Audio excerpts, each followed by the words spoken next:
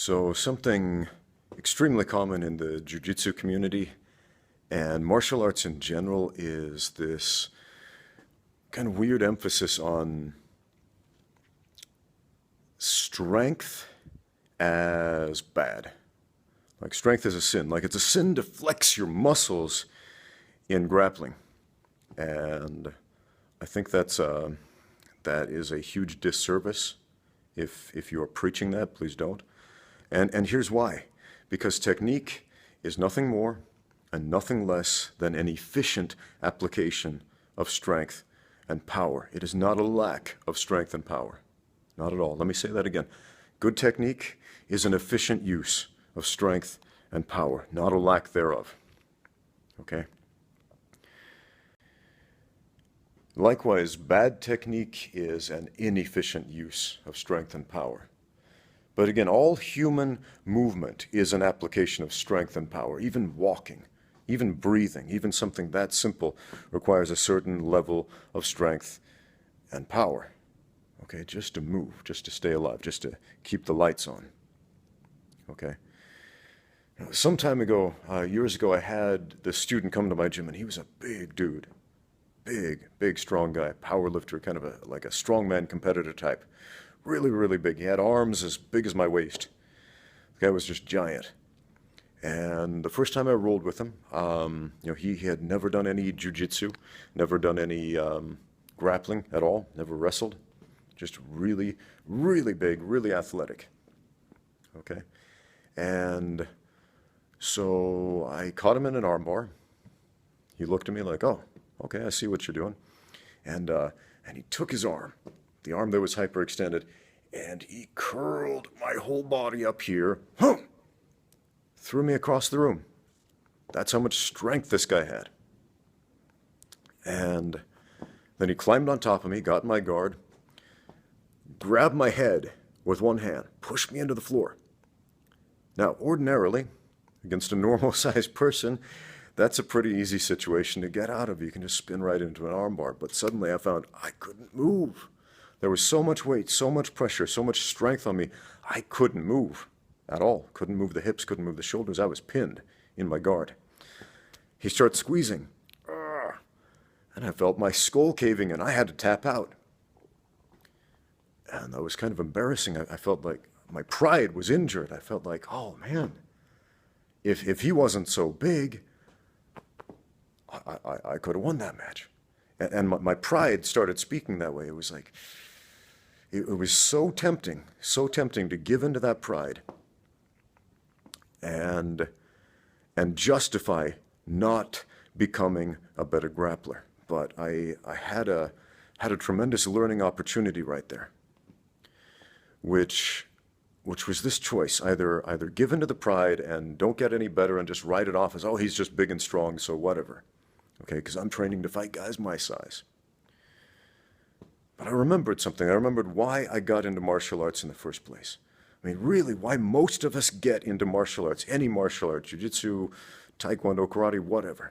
Okay, why do we learn martial arts? So that we can maximize the efficiency of our technique so we can beat bigger, stronger opponents. Isn't that why we start?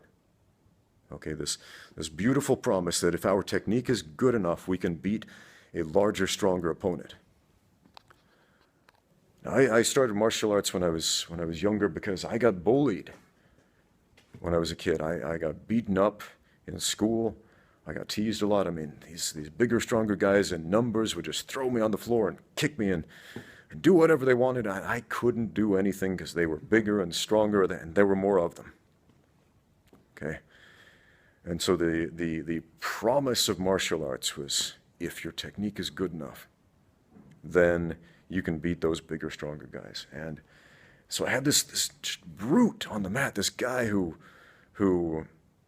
no matter how much I lifted, no matter how much stronger I got, he would always be bigger. And I decided, you know what? I'm going to consider this a blessing. Okay? I am going to learn as much from this as I can. Okay?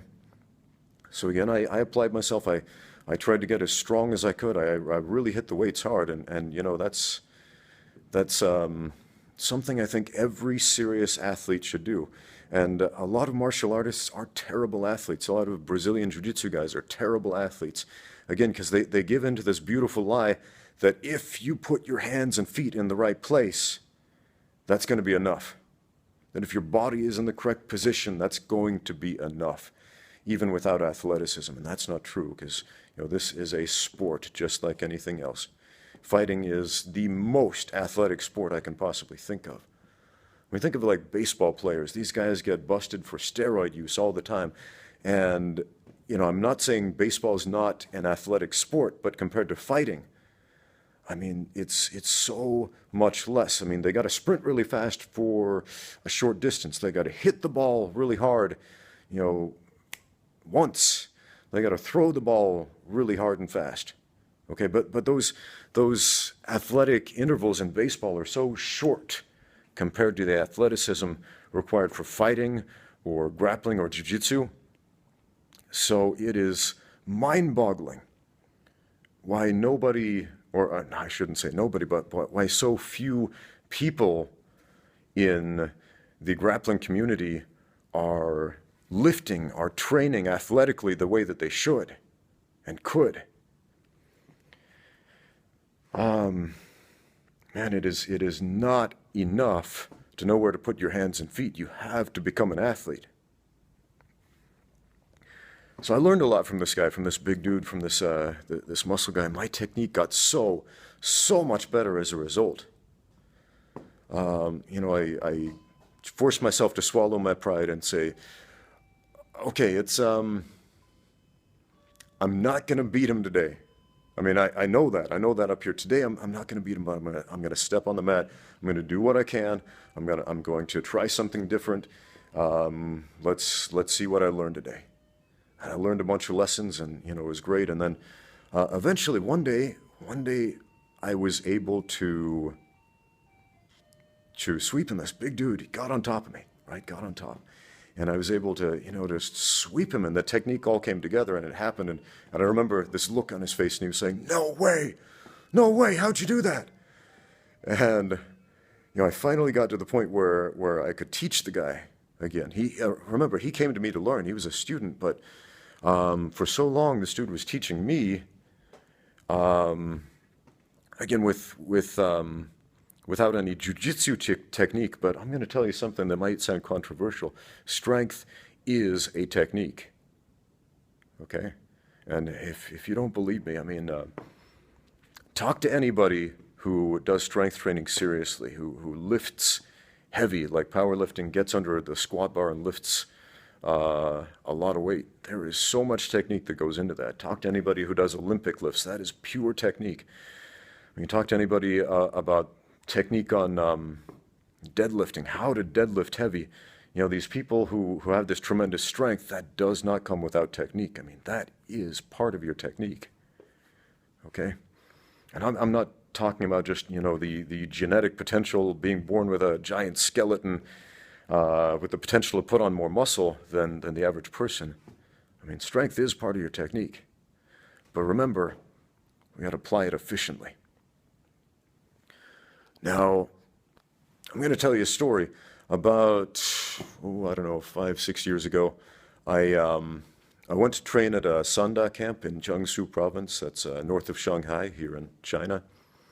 And Sanda, it's Chinese kickboxing. A lot of Americans call it Sun Shou. That's, I guess, an alternate name. In China, we call it Sanda. It means free fight. Okay, it's Chinese kickboxing, punches, kicks, takedowns, throws. Super fun sport. I like it a lot. So I trained at the Sanda camp for 2 weeks. Great experience. Trained with a former national champion. And on the last day, the coach said to me, we are going to train Tai Chi tomorrow morning. And I thought we were going to do this, the slow motion dance fighting like the old people do in the parks in the morning here in Shanghai. And so we get to this, it's like an alleyway, stone tiles on the floor. Not far from the vinegar factory in Zhenjiang, the city, where this dude lived. And there's this little old man. He's probably about 5'2", 5'3". I don't know, couldn't have weighed more than like 140 pounds, probably less, 130 maybe. Little guy. Okay, I'm about 6'1", weighed like 170 at the time maybe. And he's doing a Tai Chi form. He's kind of stomping on the ground with his feet. And I'm thinking, okay, yeah, I can do that. So he says, hey, come over here, come over here. And he shows me this form, and I try to do it, and he laughs at me because apparently I'm doing it wrong. And he's like, oh, okay, let's not do that right now. Fight me. And I'm thinking, that must be a mistranslation. I had an interpreter. My Chinese wasn't very good at the time, still not that great. But he says, fight me. I'm thinking, okay, that has to be a mistranslation. So I'm like, oh, okay, he probably means, do that pushing hands thing that Tai Chi people do sometimes, because that's their version of sparring. So I try to push him, and as soon as I put a hand on him, as soon as I placed a hand on him, this dude, I don't know how, but he threw me on the ground, and I hit hard. I was like, ouch, hit those stone tiles on the floor. Ouch, what happened? So I get up, and he's like, again. So I got up, and I'm thinking, okay, all right, it's not just the pushing hands thing. He wants to get a little more serious, but he's old. So I thought, I'll just pummel for the underhook. I'll get the underhook. I'll control him. He's not going to be able to do anything. I'll just lift him up or whatever. He's little. I can do this. So I get in there. I try to pummel as soon as I touch him. Boom. As soon as I lay a hand on him, boom, I'm on the ground again. I get up. I'm confused. Like, okay, how did that happen? I'm a professional fighter. Professional cage fighter at this point in my life. So he says, again, this time with power. So I get up a little more seriously. I think, okay, maybe I'll shoot in on this guy. So I thought, I'll just grapple with him. He's old, don't want to hurt him. But still, threw me on the ground again. Boom, as soon as I touched him, and again, boom, and again, boom. Guy starts laughing. He says, seriously, fight me. Punch, kick, elbow, knee, whatever you want. Do that UFC stuff. I'm like, okay, wow. He's dead serious about this. He wants to fight. He wants to do some full contact sparring. All right. I've been thrown down on the ground enough. This guy has shown, he's not just a feeble old man. Let's do this. So I got up there, getting my fighting stance, fists ready. And I start punching at him, kicking at him. He's standing there in a parallel stance, okay? And he's just like slipping and moving, and it's weird. He's fast, but he's standing right in front of me, parallel stance. He's not doing any footwork at all. And as soon as I touch him, again, he grabs that hand, boom, wrist lock, elbow lock, shoulder lock, boom, throws me on the floor. And again, same thing, again, same thing, again, boom. Throws me like 20 different ways, okay? Arm locks me like 20 different ways. It's like, it was embarrassing almost. And I get up like, okay, I am sick of getting thrown on the floor. Ouch, this hurts. And my judo coach was there, Jiang Xiang.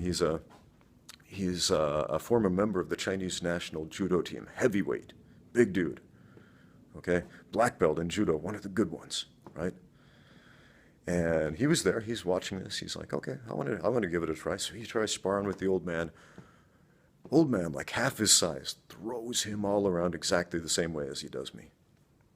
Okay. So my friend, he's like, okay, I've had enough. Sanda coach, middleweight, former champion, national champion of China. That is a 16-day tournament to earn that title legitimately. There are 400 guys, okay? You got to fight and fight and fight, 4 fights a day, 16 days to win that title. Okay, Sanda coach gets up there, spars with the old man. He's not going easy on him. He's a big dude, middleweight. Same thing. Little old man throws him all over the place, joint locks him, toys with him. And afterwards, I'm thinking, man, if I didn't see this with my own eyes, I would not believe this story. Wouldn't believe it. And, I wasn't witnessing some mystical kung fu power. Okay, this wasn't magic. All right, this was applied athleticism. After this old man beat us up, he started doing backflips and round-offs and gymnastics and holding his leg up over his head. And he says, and by the way, I'm also a master of Kung Fu, praying mantis Kung Fu or something like that. And 3 other styles. And he's just showing off his forms and showing off his athleticism and showing off his gymnastic movement. And I was thinking, man, this guy is 80 years old and he is fitter than me. And I couldn't do handsprings and backflips or any of that stuff, and my flexibility was not nearly to that level. I mean, this guy had a level of kinesthetic bodily intelligence far beyond most professional athletes. Okay? And that is a physical property. Okay? So many of us live up here in our heads so much that we forget to live in our entire being. We forget that connection between the mind, the body, and the spirit. Okay, we forget that it's all one thing, really. Okay, we go to the gym to train our bodies. We go to a church to train our spirit. We go to a school to train our mind, and we forget that, you know, in spite of the fact that that's all good and sometimes even necessary, we forget that why not do all 3 at the same time? Okay, why not? Because you totally can. Okay, train your mind, train your body, train your spirit as one. It's one thing this little old man from Jiangsu province taught me. So afterwards, I asked him, like, how long did it take you to master Tai Chi? And he laughed and he said, oh, about 80 years. And I thought, wait, he's 80 years old. Oh, I get it, a lifetime. Takes a lifetime, every single day. I asked him, how long do you train? Every morning, 7 a.m. to 8 a.m., I do Tai Chi, and that was it, just for as long as he could walk, I guess. He would just get up, go to that plaza, train for an hour, go to work, and then do it again. That is the power of consistency. Now this guy, he's not going to win any powerlifting contests. I mean, he's a small dude. I mean, he's as strong as a small 80-year-old man can get. But, you know, little guy. But that was good technique. That was the most efficient use of strength and power I'd ever seen in my life. Now, not a lack thereof. Again, he didn't do that stuff by simply placing his hands and feet in the right place. He did that with applied athleticism at the highest level. Okay?